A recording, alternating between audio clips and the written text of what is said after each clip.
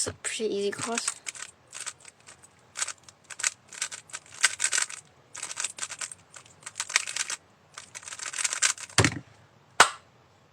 Oh shit.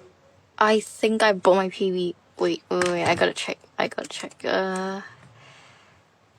Okay, I'm gonna end it right here. Hi guys, today I'm gonna be breaking down Screw Cubing's 8.35 full step solve, and the cross is pretty easy as you can see. So starting off with the cross, she did it like this. Next, before pairing back the cross, he saw this F12 pair, so she took it out like this and Felix insert. Next, second F12 pair,